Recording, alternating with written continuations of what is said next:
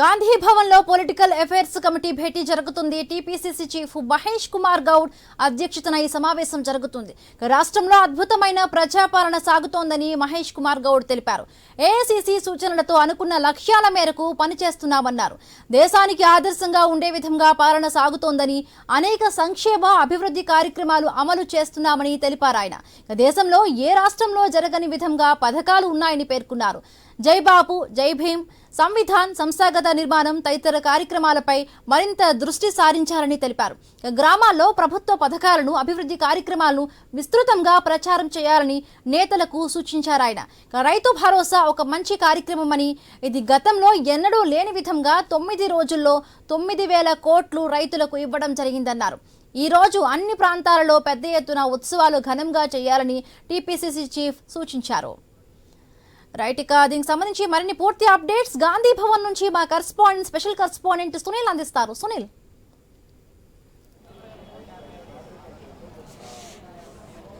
TPCC PAC సమావేశం కొనసాగుతుంది. గంటకు పైగా ఈ సమావేశం కొనసాగుతుంది అనే చెప్పాలి. ఈ సమావేశంలో సీఎంతో పాటు డిప్యూటీ సీఎం, ఏఐసీసీ ఇన్ఛార్జ్ మంత్రులు, పిఏసీ సభ్యులందరూ కూడా హాజరయ్యారు. ఈ సమావేశానికి ఉత్తమ్ హాజరు కావాల్సి ఉంది, కానీ ఆయన ఈ సమావేశానికి అయితే రాలేదు. ఇక ఈ సమావేశంలో మొదట ఉద్దేశించి పిసిసి చీఫ్ అయితే మాట్లాడారు.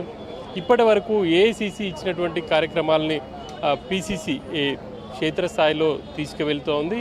ఇక దానికి సంబంధించి ఏఐసీసీ నేతల నుంచి కూడా టీపీసీసీకి అభినందనలు తెలిపారు అని చెప్పేసి కూడా ఆయన సమావేశం దృష్టికి తీసుకెళ్లారు. ఇక కొత్తగా పిఏసీ కమిటీ ఏఐసీసీ ప్రకటించిన తర్వాత మొదటిసారిగా ఈ సమావేశం జరుగుతూ ఉంది. సమావేశంలో పిసిసి చీఫ్ అయితే కీలకంగా వ్యాఖ్యలు చేశారు అని చెప్పాలి. ఈ ప్రభుత్వం ఎన్నో సంక్షేమ కార్యక్రమాలు చేపడతా ఉంది. 6 గ్యారంటీలను ఇప్పటికే అమలు చేస్తూ ఉంది. ఇంకా కూడా కొన్ని చేయాల్సి ఉంది. అంతేకాకుండా ఎన్నికల ముందు ఇవ్వనటువంటి హామీలను కూడా అమలు చేస్తూ ఉన్నారు. ప్రధానంగా ఇటు పేదలకు సన్నబియ్యం కావచ్చు, అదేవిధంగా మిగతా కార్యక్రమాలు కూడా చేపట్టింది. ఇప్పటికే ఇందిరమ్మ ఇల్లు ప్రతి నియోజకవర్గానికి 3,000కు పైగా కేటాయించారు. అవి ఇప్పటికే అర్హులైనటువంటి లబ్ధిదారులకు ప్రొసీడింగ్స్ కూడా ఇచ్చారు. క్షేత్రస్థాయిలో ఆ కార్యక్రమాలను కూడా పురోగతిలో ఉన్నాయి. కానీ ప్రభుత్వం చేస్తున్నటువంటి సంక్షేమ పథకాల అమలుకు సంబంధించి క్షేత్రస్థాయిలో అనుకున్న విధంగా మనం ప్రచారం చేసుకోలేకపోతున్నాం.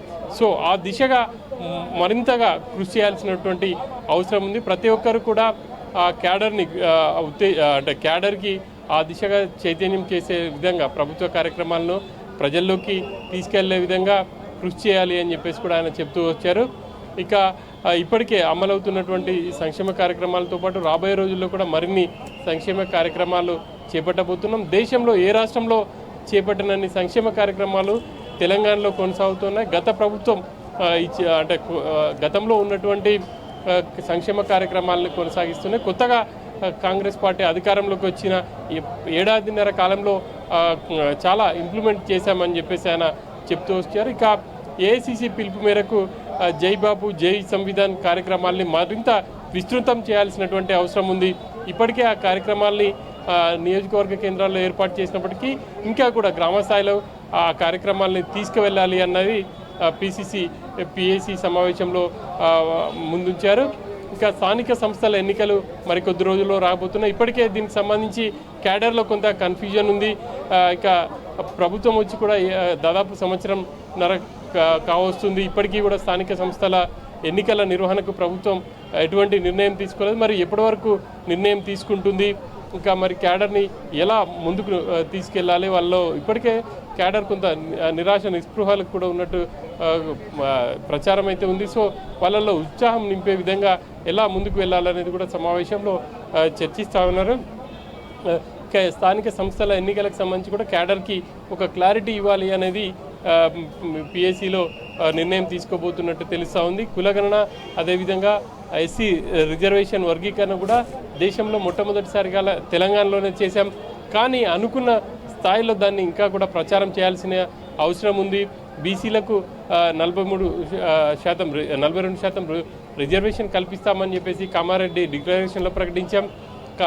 ఇంకా ఆ మేరకే ఇప్పటికే కులగణన చేసి అందులో దానికి సంబంధించి అసెంబ్లీలో తీర్మానం చేశాం, కేంద్రానికి కూడా పంపించాం. సో సో స్థానిక సంస్థల ఎన్నికలకు సంబంధించి ఇప్పుడే వెళ్ళాలా లేకపోతే ఆ తర్వాత వెళ్ళాలా అనేది క్యాడర్లో ఇప్పుడు ఒక క్లారిటీ ఇవ్వాల్సిన అవసరం ఉంది. కాబట్టి ఈరోజు సమావేశం తర్వాత ఒక క్లారిటీ ఇచ్చే అవకాశం అయితే కనిపిస్తూ ఉంది. ఇంకా కూడా సంక్షేమ పథకాలకు సంబంధించి క్షేత్రస్థాయిలో తీసుకువెళ్ళాలంటే ఎలా ముందుకు వెళ్ళాలి అనేది కూడా పిఎస్సి కమిటీ సభ్యుల అభిప్రాయాలను కూడా తీసుకుంటున్నారు. ఇంకా జై భీమ్ జై సంవిధాన్ కార్యక్రమాలకు సంబంధించి కూడా గతంలో రాహుల్ హాజరవుతారని చెప్పారు. ఇంకా కూడా అది అంటే ఏఐసిసి నేతల టైం కుదరకపోవడంతో వాయిదా పడుతూ వస్తుంది. ఇంకా బీసీ కులగణన అదేవిధంగా ఎస్సీ వర్గీకరణ తర్వాత కూడా రాష్ట్రంలో పెద్ద ఎత్తున సభలు ఏర్పాటు చేసి ఇటు కార్యక్రమాలు చేపట్టాలనుకున్నారు. కానీ ఇప్పటికీ కూడా అవి నిర్వహించలేదు.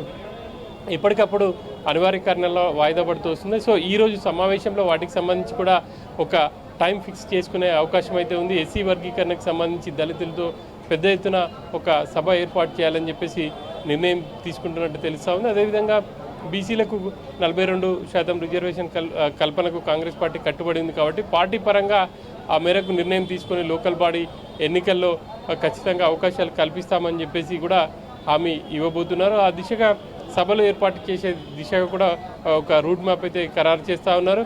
ఇక ఇటు ఏఐసిసి ఇన్ఛార్జి కూడా ఇటు వివిధ జిల్లాలకు కూడా పర్యటనకు వెళ్ళాలని చూస్తుంది. ఆ దిశగా ఈరోజు కూడా ఆమె ఈ సమావేశంలో తన అభిప్రాయాన్ని కూడా చెప్పే అవకాశం ఉంది. Right, thank you Sunil, thanks for the updates.